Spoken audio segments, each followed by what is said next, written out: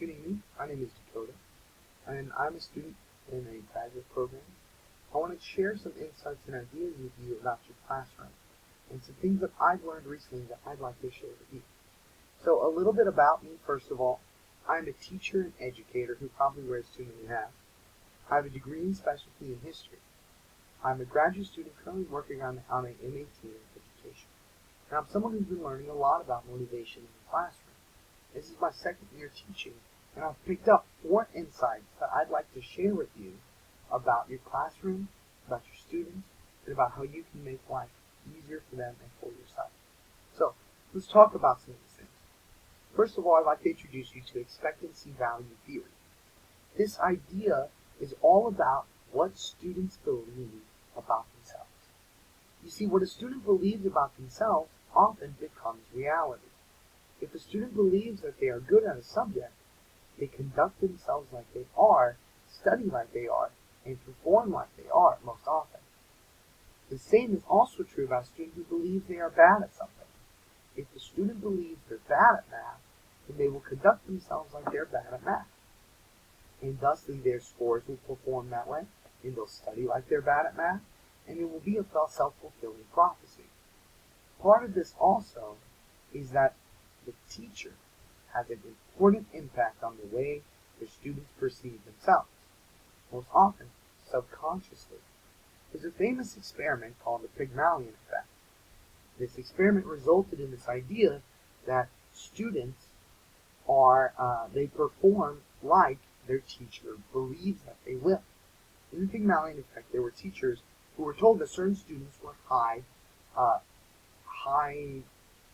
grading students, as other ones were low performing students. And so those teachers treated those high graded students like they were smarter than the low graded students. What happened, what the truth was, is that those students who were said to be high graded prior to the experiment were not doing very well in those subjects. But because their teachers believed in them, they rose up to the level of their teachers' expectations, and they started to behave like high-reaching students.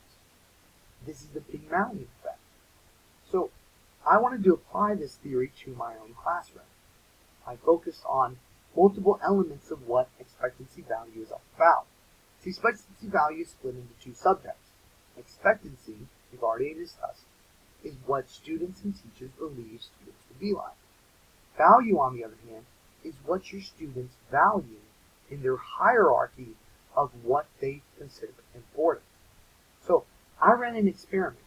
Each day during the week, I focused on a different element of expectancy value theory.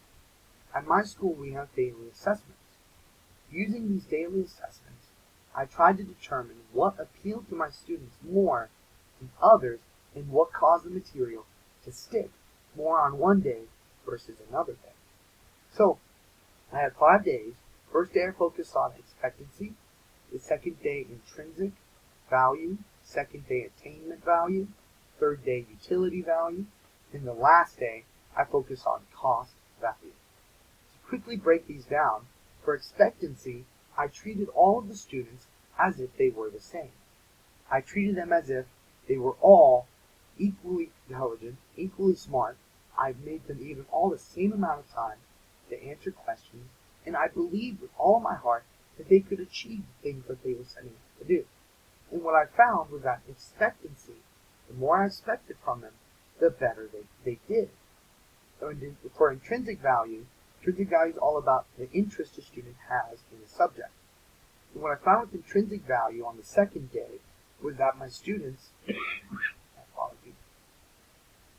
did do the best with intrinsic because not all of them had the same value. Not all of them were as interested in one subject versus another. So intrinsic appealed less to them as a group. Attainment value instead is all about what a student can gain from a specific subject. So for instance, their sense of self and what they get out of it. If the student believes that they're good at math, they feel better getting good math grades. This is attainment value. So I wanted to make sure that my students felt like they were paying off their hard work and their efforts from previous days and previous weeks.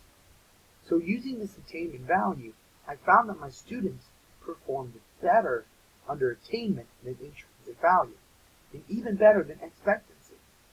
Moving on to the fourth day, I employed utility. Utility value. Utility is all about the value of what you're learning in the future. So for math, for instance, I told the students I teach in grade, I averaged out their first paying job and how much money they would make in their first week. In science, we explored the value of science in everyday life. Things like how cups use vacuums to maintain temperature.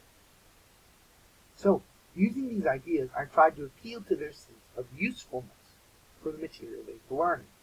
What I found was utility was a little bit worse than attainment, but that the students, at the end of the day, found value in what they were learning, as long as it was universally valuable.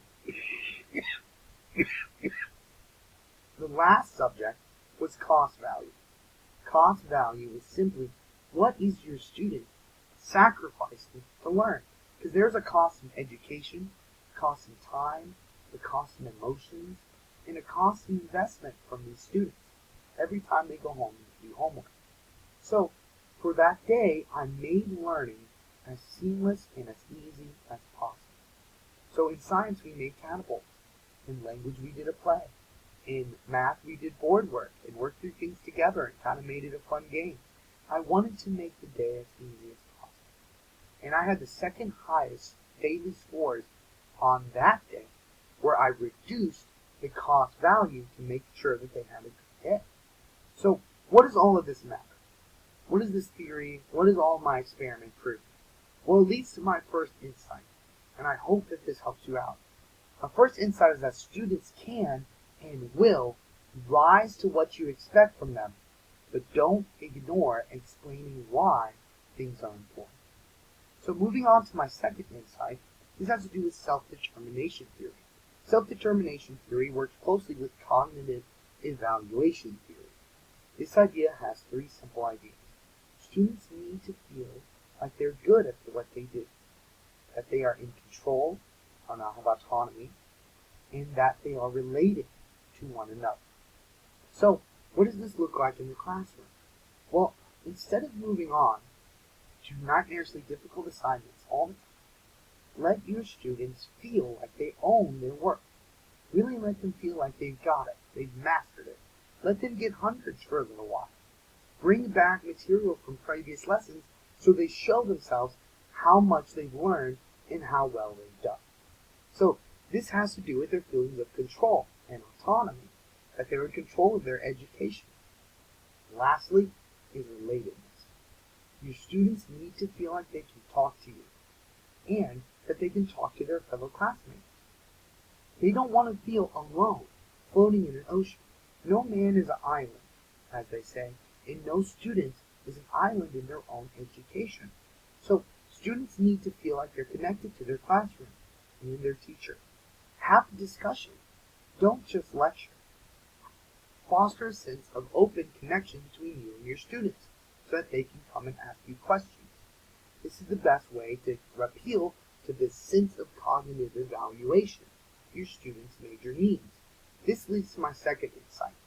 Students need to not only feel good at what they do, but that they are in control and that they are connected to both their teacher and their fellow students.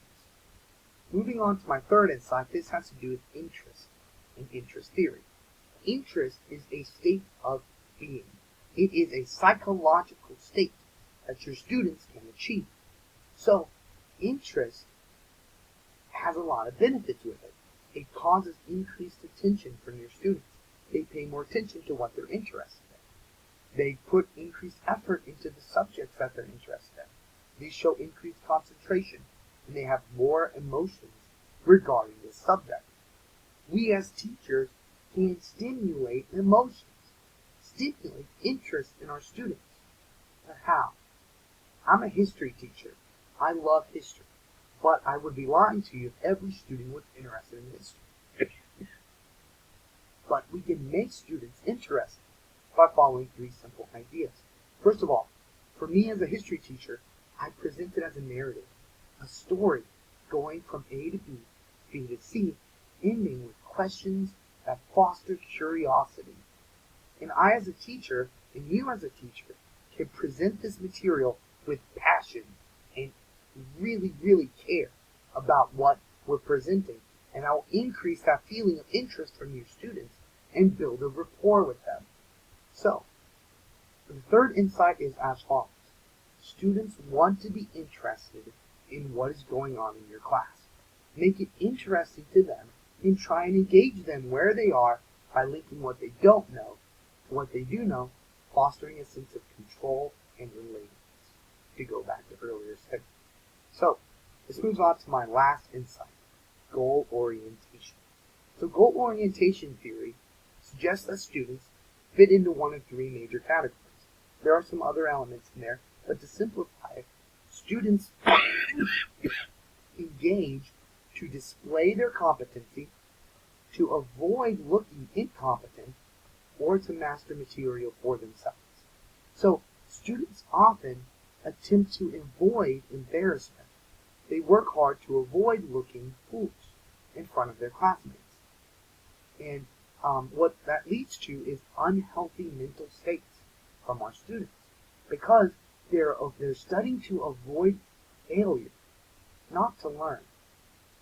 Well, students are not people. We often don't think about them as people, but they are. They're not machines. So, I polled my students, and I wanted to find out what was going on in their heads. So, when I found out, I asked them, why do you do what you do? Is it because you're afraid of failure, the failure of something like that? Do you do it for your teachers, for your parents? Do you do it to avoid embarrassment, or do you do it to master for yourself? I gave them an anonymous questionnaire. And what I found out is that more students than I thought were afraid of failure more than anything else. And what that caused me to do was to look inside of myself and ask myself, what am I doing in my classroom that is fostering this feeling of embarrassment and fear? Was it subconsciously that I was giving sarcastic remarks to incorrect answers? What was I doing that was making the students feel so uncomfortable? So, it caused me to look in the mirror about my classroom and how I was applying pressure, and brought about my fourth insight. Most students want to avoid being uncomfortable the same way most people want to avoid being discomfort. So, people don't like feeling uncomfortable.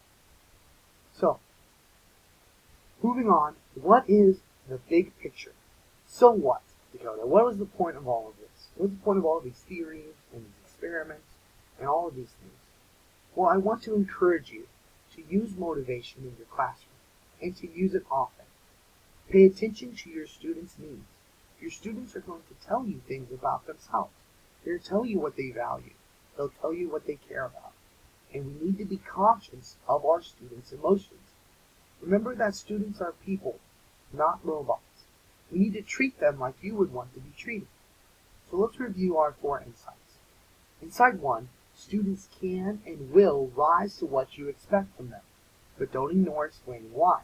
Secondly, students need to feel not only good at what they do, but that they are in control and that they are connected to both their teacher and their fellow students.